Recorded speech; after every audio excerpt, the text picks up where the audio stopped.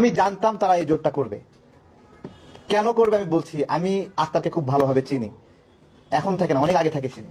তার মাইন্ডসেট আমি জানি সে কোন দিকে যাবে, এবং সে পুরো সিস্টেম থেকে ওইদিকে নিয়ে যেতে বাধ্য করছে। ঠিক আছে, এইটুকুই শুধু বললাম, আমি তাকে চিনি, আমি জানি। ঠিক আছে, আমরা যা দেখি সব এরকম এতটা সাদা না, সাদা কাপড় পরলেই সাদা হয় না। ঠিক আছে, এটা বুঝতে হবে। তাদের এই কমন সেন্স নাই যে রাজনীতি শুধু এই ফেব্রুয়ারি পর্যন্ত না, আরো রাজনীতি করতে হবে। এমন একটা দলের সঙ্গে গেল, তারাই বলছিল যে ইতিহাসের দায় আছে এবং কারোর সাথে নির্বাচন করবে না, কারণ তাদের কথা ঠিক নাই। তারাই জোর গলায় বলছে না 300 আসনে দেবে, বলছে না যে আপনার হলো তারা জয়ী হবে, 400-র মধ্যে 300 পাবে, এরকম বলছে না, বলছে না? তাহলে এগুলো হলো আমরা দেখলাম তাদের মুখের কোয়ালিটি, এই মুখ দিয়ে কি কি বের হয় সেটা আমরা জানলাম। ঠিক আছে, জামাত যেখানেই তার জোটকে আসন ছেড়ে দিচ্ছে, জামাত সেখানেই হেরে যাবে। ঠিক একইভাবে বিএনপিও যেখানে যেখানে জোটকে আসন ছেড়ে দিচ্ছে, সেখানে সেখানে বিএনপি হারবে। সুতরাং কে, এটা ওই দলের, ওই বড় দলের একক শক্তিমত্তার উপর নির্ভর করছে, তাদের একক সমর্থনের উপরে। অনেক বেশি আসন ছেড়ে যাওয়া মানে বিজয়ী হওয়া না, অনেক বেশি আসন ছেড়ে যাওয়া মানে অনেক জায়গায় পরাজিত হওয়া।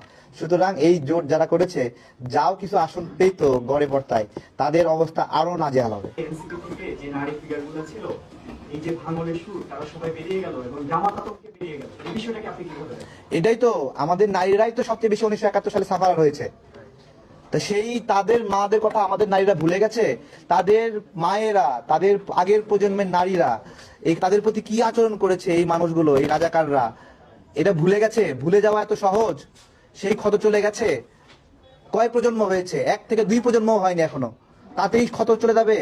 10 প্রজন্ম পার হতে দেন, তারপরে সেই ধর্ষণ, গণহত্যা 71-এ সেগুলো ভুলবে। আমি আমার দাদার কাছ থেকে যদি শুনি, আমি আমার নানার কাছ থেকে শুনি, বাবার কাছ থেকে শুনি যুদ্ধের গল্প, ভুলে যাওয়া তো সহজ? তো এইটাই আর কি। ধন্যবাদ সবাইকে। এই জন্যই কি এনসিপি নারীরা বেরিয়ে গেল?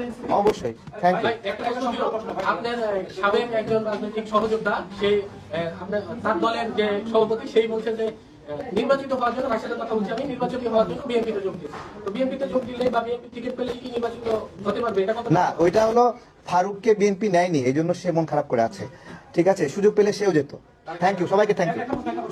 এই নারীদের প্রসঙ্গ যেটা বললেন, কিছুক্ষণ আগে একটা সংবাদ মাধ্যমে দেখলাম যে এনসিপি থেকে যারা বের হয়ে যাচ্ছে তাদেরকে আপনি আন্দোলনের জন্য এটা শুধু নারী না, এনসিপি মানে 71-এর প্রশ্নে, রাজাকার, জামাত, স্বাধীনতা বিরোধী প্রশ্নে এনসিপি থেকে যারাই পদত্যাগ করবে, তাদেরকে আমরা ফুল দিয়ে এখানে অভিনন্দন জানাবো।